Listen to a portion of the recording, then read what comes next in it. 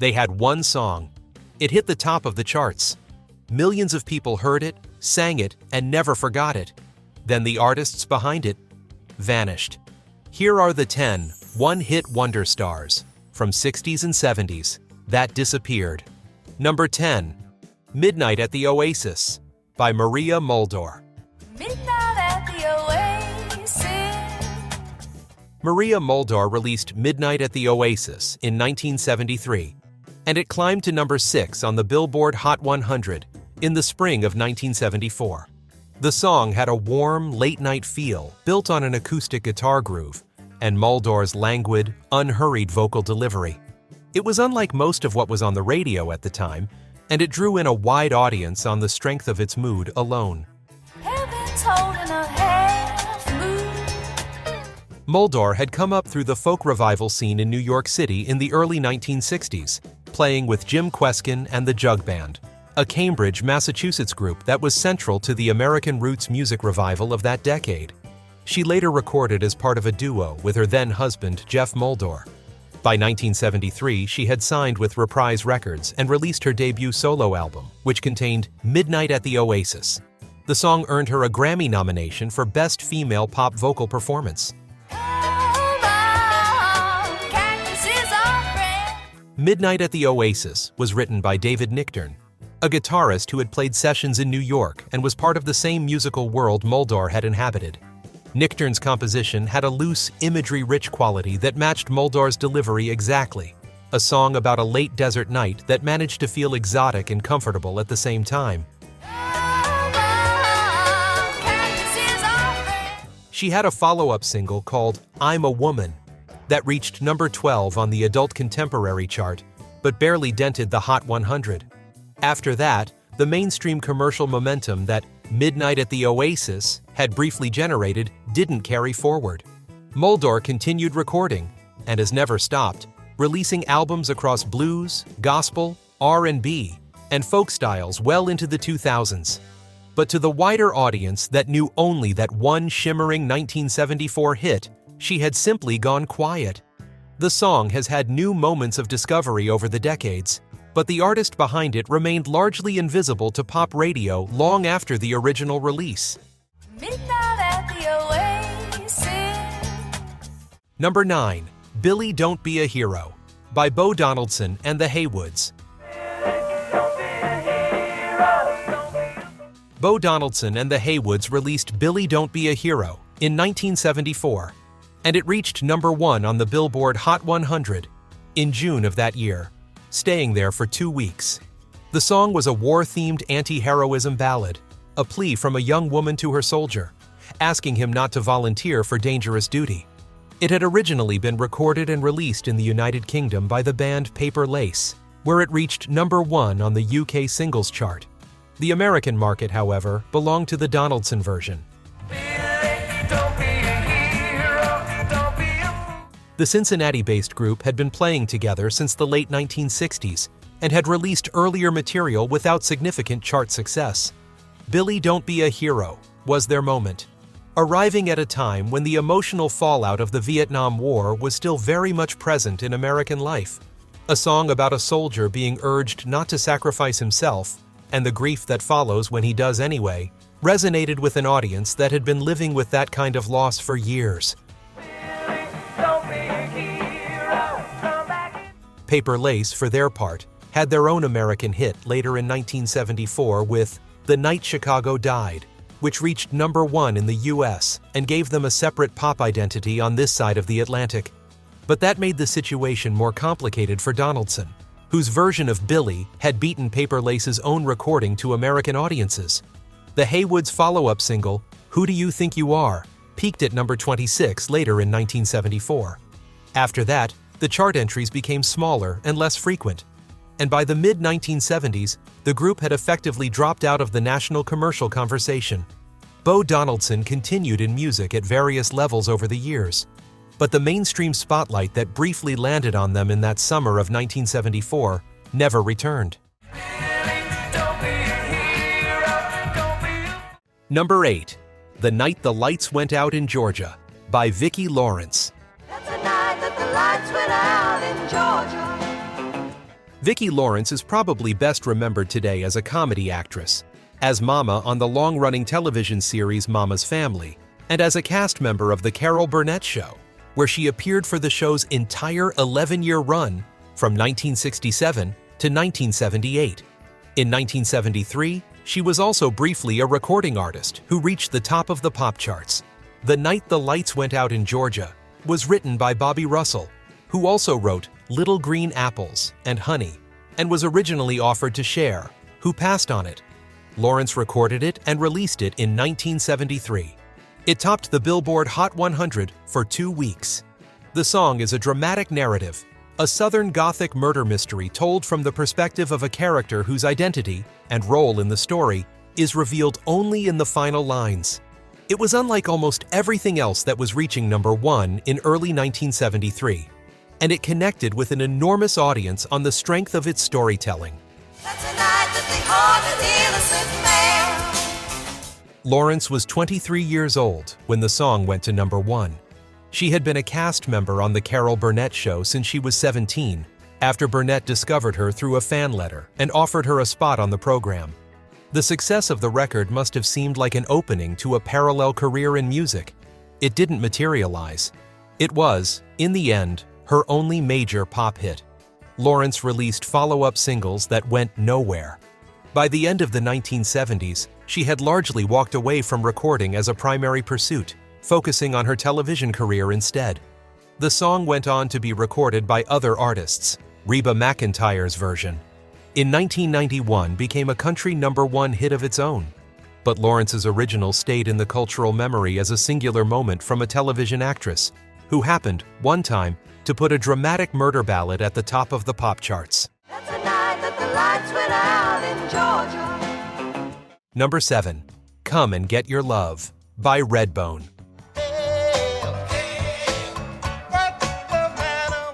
Redbone reached number 5 on the Billboard Hot 100 in April 1974 with Come and Get Your Love, making it the 4th biggest song of that year on the year-end chart. The band, founded by brothers Pat and Lolly Vegas, was entirely composed of Native American and Mexican American musicians, making it the first band of that specific background to crack the Billboard Top 10 in the chart's history. The brothers were Yaqui and Shoshone, from Fresno, California. The Vegas brothers had been professional session musicians through the 1960s, playing on recordings by Jimi Hendrix, PJ Proby, and others. They were versatile, well-connected players who had spent years in the industry without front-facing recognition. Redbone itself had been recording since 1969 and had released several albums before Come and Get Your Love gave them their commercial breakthrough. The song had a steady, rolling funk groove with a vocal hook that was instantly recognizable and consistently good-natured, an energy of invitation rather than demand. The band had a second charting single that year with Witch Queen of New Orleans, which had actually been a modest hit in 1971. They continued releasing music through the 1970s, but nothing came close to the chart performance of Come and Get Your Love. Pat Vegas passed away in 2009. Lolly Vegas passed away in 2010. The song's cultural reach extended long past the band's active years. It was used in the opening sequence of the 2014 Marvel film Guardians of the Galaxy, introducing it to a new generation who had no idea of its history or the people who made it. That revival brought some attention back to Redbone's story and to the historical significance of what they had represented as artists. But it came decades after the moment had passed.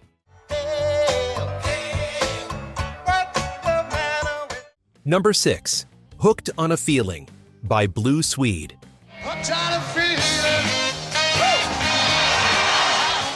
Blue Swede reached number 1 on the Billboard Hot 100 for 1 week in April 1974, becoming the first Swedish act ever to top the American chart. The Ooga Chaka vocal hook that opens the song was not their invention. It came from a 1971 version of the same song recorded by British artist Jonathan King. But Blue Swede took it to its commercial peak. The song was a cover of B.J. Thomas's 1968 recording, written by Mark James, the same songwriter who wrote Suspicious Minds for Elvis Presley. That lineage is part of what makes the Hooked on a Feeling story so layered, At least 4 distinct versions of the song existed before it became one of the decade's defining pop moments. I can't stop this. The band was fronted by singer Björn Skifs, who had assembled the group in Sweden in 1973. Hooked on a Feeling spread outward from American radio quickly and became a significant international hit. Blue Swede released a follow-up that same year, a version of the association's Never My Love, which reached number 7 on the Hot 100.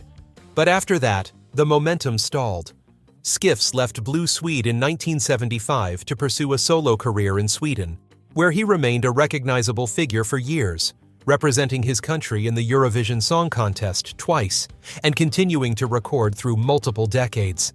For an American audience, though, Blue Swede effectively ceased to exist after 1974. The song experienced a major revival with its appearance in Reservoir Dogs in 1992, and again with Guardians of the Galaxy in 2014, by which point it had accumulated hundreds of millions of streams. A song that nobody forgot, but an artist that most people never thought about again after the original chart run ended. Number 5. Afternoon Delight by Starland Vocal Band. Starland Vocal Band reached number 1 on the Billboard Hot 100 in July 1976. They held the top spot for 1 week. Then they won the Grammy Award for Best New Artist, beating out Boston among others, and a second Grammy for Best Vocal Arrangement. They were given their own CBS variety television show, The Starland Vocal Band Show, which premiered in the summer of 1977 and ran for 6 episodes. One of the supporting cast members on that show was a little-known comedian named David Letterman. The group had formed around the husband and wife songwriting team of Bill Danoff and Taffy Nivert, who were already well known in Washington, D.C. music circles before Afternoon Delight. Danoff had co-written Take Me Home Country Roads with John Denver, and the two had spent years on the folk and country rock circuit in the capital. John Carroll and Margot Chapman joined them to round out the quartet. Carroll and Chapman eventually married. The 4-part harmonies they created were distinctive and warm. Bill Danoff wrote Afternoon Delight over the course of several months while watching Washington Redskins football on Sundays. The song's title came from a menu at the Washington, D.C. restaurant Clyde's in Georgetown, which listed an appetizer called Afternoon Delight. The band had been signed to Winsong Records, John Denver's own label, which gave the record an immediate promotional platform. The song became one of the most culturally persistent recordings of the decade, not always for flattering reasons. Its double-meaning lyrics made it a reliable punchline in later years, referenced in films and television long after the original chart moment. The 2004 film Anchorman built an extended comedic scene around it that introduced the song to a generation born after it was originally released. After the television show ended and follow-up albums failed to connect, the band broke up in 1981. Taffy Danoff later noted that the Grammy for Best New Artist felt, in retrospect, more like a farewell trophy than a launch pad. Number 4. Seasons in the Sun by Terry Jacks. We had joy, we had fun, we had seasons in the sun. Terry Jacks reached number 1 on the Billboard Hot 100 in March 1974, and Seasons in the Sun became one of the defining recordings of that year, the second biggest selling song of 1974 on the year-end chart. He was the only credited artist on the record. His name does not come up in most conversations about that era. Jacks was Canadian, from Vancouver, and had been part of a group called the Poppy Family in the late 1960s and early 1970s, which had scored a modest American hit with Which Way You Goin' Billy in 1970. Seasons in the Sun was an adaptation of a song originally written by Belgian singer-songwriter Jacques Brel in French, Le Moribond, meaning the dying man. An English-language translation had been recorded by the Kingston Trio in 1963. Jacks rewrote the lyrics substantially after the death of a close friend, a man he had played golf with who told him one day that he didn't have long to live. Jacks took that experience and built a new version of the song around it. But the hills that we climbed were just seasons. The Beach Boys had briefly considered recording their own version. Jax had suggested it to Carl Wilson. The Beach Boys began work on an arrangement but never completed it, and Jax went ahead and recorded it himself. He told an interviewer years later that he didn't feel comfortable performing the song live after it became a hit because of the personal grief it represented. He largely pulled back from live performance as a result. He recorded one more minor hit, Rock and Roll, I Gave You the Best Years of My Life, that reached number 18 in late 1974, and then the chart activity stopped. Jax remained in Canada and spent decades largely outside the mainstream spotlight, though he continued making music. Seasons in the Sun never fully faded from memory, but the man who sang it did, almost by design. We had joy, we had fun, we had seasons in the sun. Number 3. Dancing in the Moonlight by King Harvest. King Harvest reached number 13 on the Billboard Hot 100 in late 1972 with Dancing in the Moonlight, a song that had an unusual and somewhat troubled origin. The song was written by Sherman Kelly, whose brother Wells Kelly was the drummer in King Harvest. Sherman Kelly had written it in the aftermath of a violent attack on a beach in the Caribbean. He and his girlfriend had been beaten and assaulted. The song was written as an imaginary inversion of that night, a vision of what the beach could have been if none of that had happened. King Harvest was a Franco-American group that had formed in Paris. They recorded their album, toured France and the United Kingdom, and then the original lineup dissolved after about 6 months. The recording of Dancing in the Moonlight sat on the shelf for nearly a year before the American label Perception Records picked it up and released it for the US market. By the time it was charting in the United States, the version of King Harvest that had recorded it had already effectively ceased to exist as a functioning group. Wells Kelly went on to become a founding member of the band Orleans, which found its own run of hits in the mid-1970s, including Dance With Me and Still the One. He passed away in 1984 from a drug overdose while on tour with Meat Loaf. Sherman Kelly left music and became a psychotherapist.